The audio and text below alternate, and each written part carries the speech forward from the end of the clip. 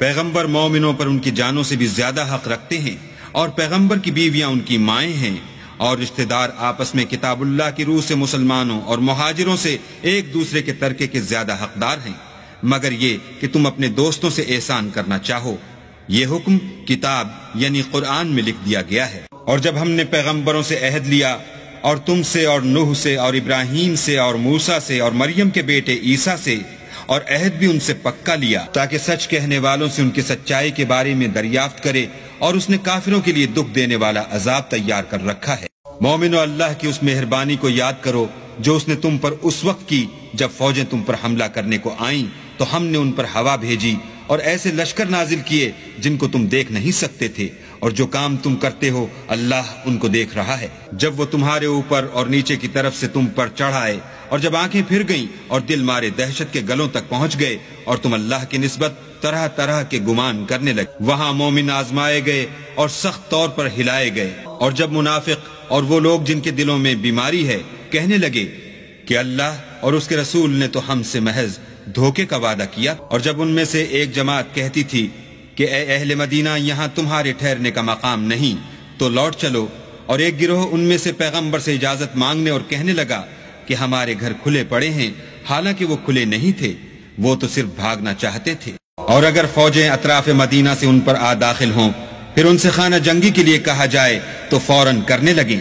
اور اس کے لیے بہت کم توقف کریں، حالانکہ پہلے اللہ سے اقرار کر چکے تھے کہ پیٹھ نہیں پھیریں گے،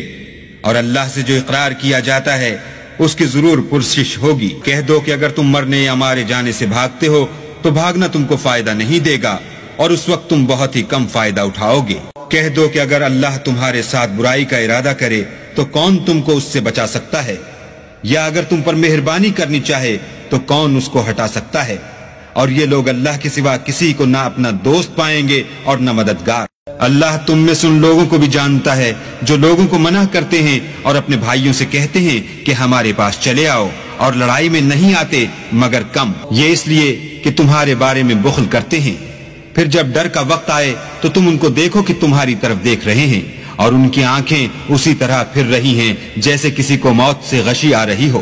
پھر جب خوف جاتا رہے تو تیز زبانوں کے ساتھ تمہارے بارے میں زبان درازی کریں اور مال میں بخل کریں۔ یہ لوگ حقیقت میں ایمان لائے ہی نہ تھے، تو اللہ نے ان کے اعمال برباد کر دیے، اور یہ اللہ کو آسان تھا۔ خوف کے سبب خیال کرتے ہیں کہ فوجیں نہیں گئیں، اور اگر لشکر آ جائیں تو تمنا کریں کہ کاش گنواروں میں جا رہیں، اور تمہاری خبر پوچھا کریں، اور اگر تمہارے درمیان ہوں تو لڑائی نہ کریں مگر کم۔ تم کو پیغمبر خدا کی پیروی کرنی بہتر ہے، یعنی اس شخص کو جسے اللہ سے ملنے اور روز قیامت کے آنے کی امید ہو، اور وہ اللہ کا ذکر کثرت سے کرتا ہو۔ اور جب مومنوں نے کافروں کے لشکر کو دیکھا تو کہنے لگے یہ وہی ہے جس کا اللہ اور اس کے پیغمبر نے ہم سے وعدہ کیا تھا،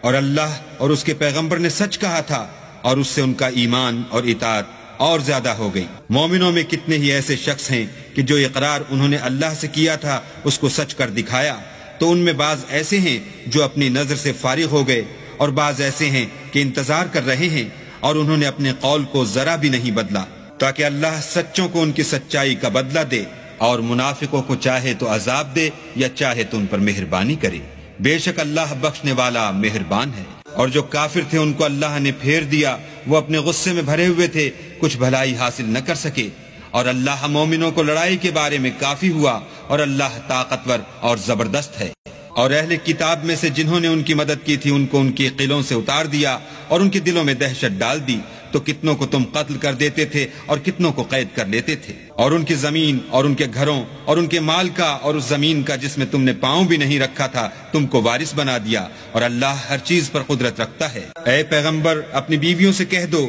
کہ اگر تم دنیا کی زندگی اور اس کی زینت و آرائش کی خواستگار ہو تو آؤ میں تمہیں کچھ مال دوں اور اچھی طرح سے رخصت کر دوں، اور اگر تم اللہ اور اس کے پیغمبر اور عاقبت کے گھر یعنی بہشت کی طلبگار ہو تو تم میں جو نیکوکاری کرنے والی ہیں ان کے لیے اللہ نے اجر عظیم تیار کر رکھا ہے۔ اے پیغمبر کی بیویوں، تم میں سے جو کوئی صریح ناشائستہ حرکت کرے گی اس کو دونی سزا دی جائے گی، اور یہ بات اللہ کو آسان ہے۔